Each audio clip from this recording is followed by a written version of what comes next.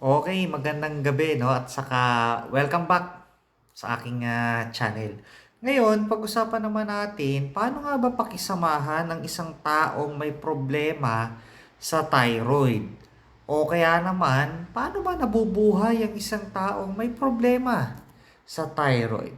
Hyper o hypo? Tara pag-usapan natin. Okay, umpisahan natin. No, isa rin akong pasyente nga na may problema sa thyroid. Hyper dati, hypo ngayon. Okay, paglilinaw, hindi po ako isang doktor ha. Pasyente rin po ako na kagaya nyo na lumalaban at nagbabahagi ng karanasan pagdating dito sa thyroid. Okay, bakit ko ba napili itong topic na to o itong title na to? Unang-una, kagaya nga ng sinabi ko kahit sa mga nakaraang video, no, affected din po kasi ang ating emotion pag may problema tayo dito sa thyroid. Minsan, pakiramdam ko sobrang lungkot ko. Minsan may time na tulala. Minsan naman parang pakiramdam ko, ang init-init ng ulo ko. Okay? So, kuya, nagka-problema ka ba pagdating sa ugali or sa attitude mo towards sa iyong mga kasama sa bahay, kagaya do'n sa asawa ko? Ang sagot ko po, opo, hindi ko naman po inililihim 'yun. Okay, may time na ayokong pinagsasabihan ako kahit maliit na bagay.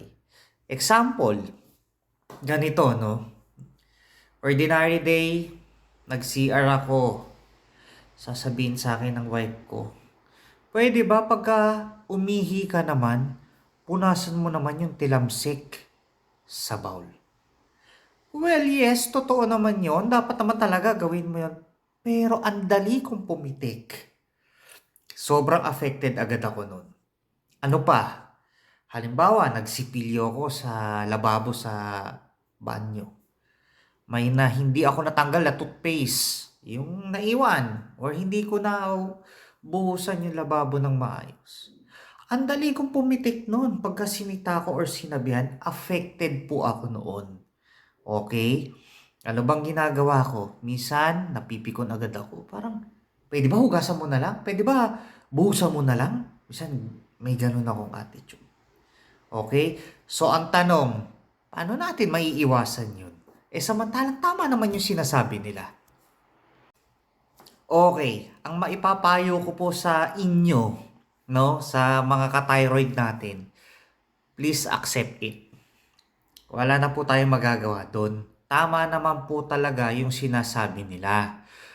Pero, kung ikaw ay nasa punto na mainit ang ulo mo, huwag ka namang mahiyang magsabi sa asawa mo o kaya sa nanay mo, sa tatay mo. Pwede mo namang sabihin, mahal, nanay, tatay, pasensya ka na. Pero sa susunod naman, yung pagdi-deliver mo sa akin ng instruction, unong salita, wag naman ganun. Kasi napipikon ako. Okay? So, ganun. Accept it. Kung hindi mo kaya, umalis ka muna. Palipasin mo muna yung init ng ulo mo. Okay. Paano naman doon sa iyong kasama sa bahay? Okay, makinig po kayo, pakiusap. Doon po sa may asawang may problema po sa thyroid, sa mga magulang na may mga anak na may thyroid problem, o kaya kapatid, pakinggan nyo po ang sasabihin ko.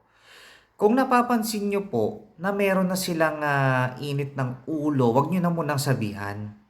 Okay? Pag napansin nyo naman na okay na sila, ibig sabihin na okay na sila, yung nakikipag-usap, nakikipagtawanan. Sabihin natin ng maayos na, "O, lika, pag-usapan muna natin, okay ka ba?" May pagkakataon kasi na napapansin ko pag nagsi-CR ka, nakikita ko may tilamsik yung gilid ng bowl, pupunasan mo. O, huwag kang magagalit. Direct to the point. Direct to the point po. Okay, ganun, ganun po yun. Kailangan nating i-work out yun. Huwag tayong mahiya. Okay, mahal ha. Ganun ha. Next time ha, pupunasan mo. Kasi baka may gagamit pang iba niyan. Oh. So, ganun. Lalo na kung marami kayo sa bahay. Kailangan nating i-accept yun. Susunod, ikaw naman na may problema ka sa thyroid, ikaw makinig, pasyenteng may problema sa thyroid, try to calm down. After you accept the situation, i-calm down mo naman yung sarili mo na, relax, take it easy. Tama naman yung sinasabi nila. Okay? Unti-untiin natin, hindi naman natin mabibigla na okay agad tayo. No. Kailangan muna nating i-accept, ha? Hindi yung aawahin mo din siya. Okay? Pero, if you are not feeling well or wala ka sa mood, sabihin mo lang ng maayos, mahal, mama, papa, mami, daddy, tol. Mamaya na natin pag-usapan yan. Hindi ako okay. Sabihin mo lang ng maayos. Pero wag mo naman gawing excuses yon, ha? Sabihin mo lang, I'm not fine. I'm not in the mood to talk. Please. Mamaya na natin pag-usapan. Then that's it. No, ganun talaga. Marami talagang pagbabago tayong nararamdaman. Hindi lahat okay tayo. Minsan, ang mood mo sa isang araw, 2, 3 beses. Okay? So, ganun ha. Pag-usapan, ganun pa rin naman yung technique. Kagaya rin naman sa mga ibang bagay, kailangan yung i-work out. Okay? Hindi naman po porket may problema ka sa thyroid, exempted ka na. No, syempre, hindi lang ikaw ang nag-a-adjust, pati rin yung mga kasama natin sa bahay. May mga ganong pagkakataon, ha? Minsan nakakainit ng ulo, pero kayang-kaya naman natin yung kontrolin, ha?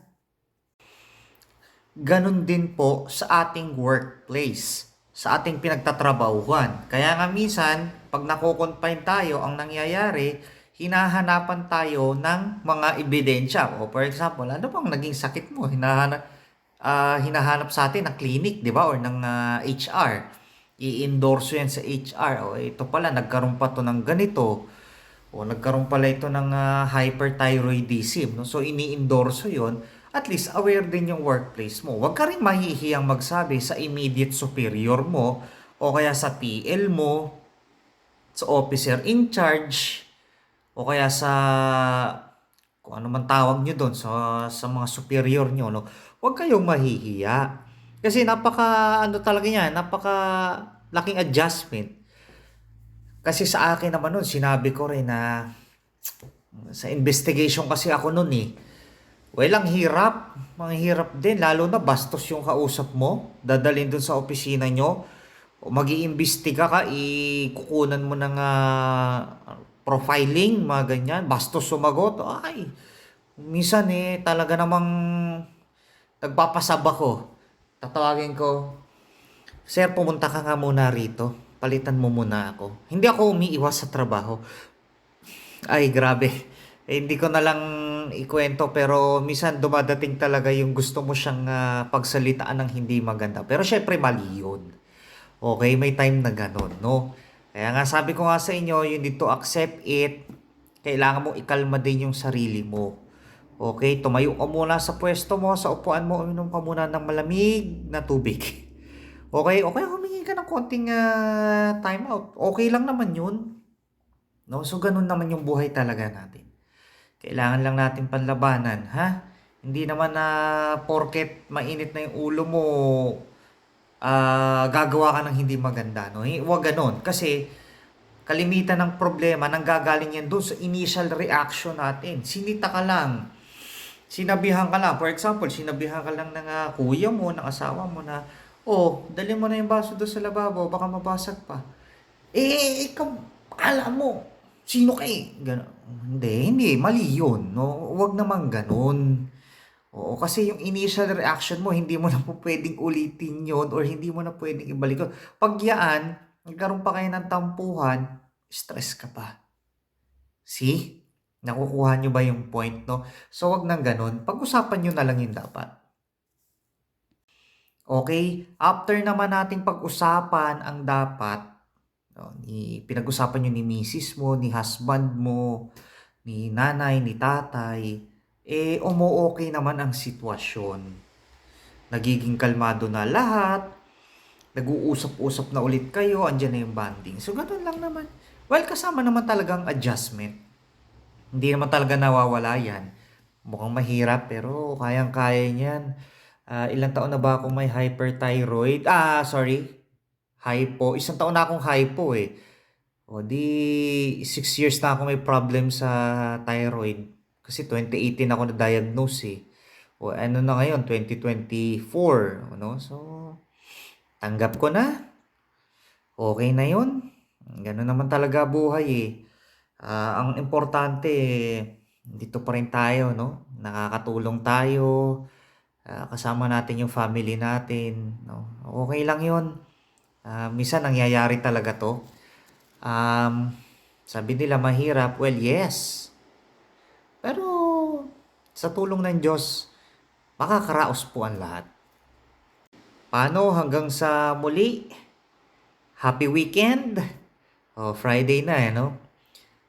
Di tomorrow, exercise tayo, kain tayo ng masarap, no? So kasama natin yung pamilya natin. So ganun lang. Okay, huwag kayong makakalimot pagdasal. Manalangin tayo ng husto. At syempre, i-enjoy natin ang bawat moment. Okay? No stress. Anxiety, kayang-kaya natin yan. Panic attack, walang problema. Kayang-kaya natin yan. Okay? So that in all things, God may be glorified. Amen. In the name of the Father, in the Son, and the Holy Spirit. Amen. Marami pong salamat sa panonood at mabuhay.